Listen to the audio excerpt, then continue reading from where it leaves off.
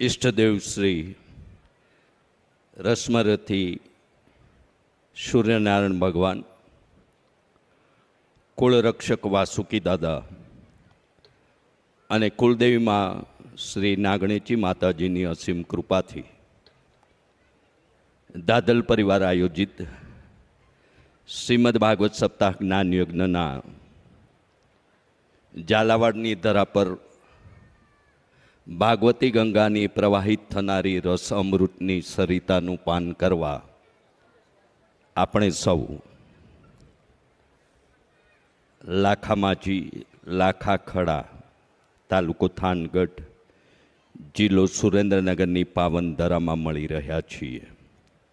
ત્યારે આપ સૌનું દાદલ પરિવાર વતી Sadvidya TV channel, Radhe Radhe official YouTube channel અને મોક્ષ યુટ્યુબ ચેનલના જીવંત પ્રસારણના માધ્યમથી આ રસગંગાનું પાન કરતા સૌનું આ પવિત્ર પ્રાંગણમાં હૃદયપૂર્વક સ્વાગત છે.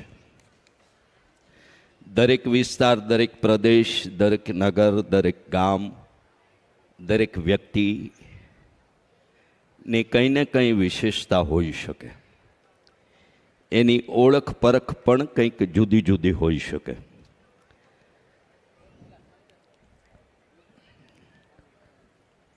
એટલે આ જિલ્લાની વાત કરીએ તો ગુજરાતમાં 2 જિલ્લાઓ એવા હતા કે જ્યાં વરુણદેવની કૃપાની સતત અનિયમિતતા રહે. પરાપૂર્વે હવે કંઈક ભગવાને વરુણદેવે કૃપા કરી છે, પણ મને યાદ છે ત્યાં સુધી કચ્છમાં 20 વર્ષમાં 17 વર્ષ દુષ્કાળ હોય.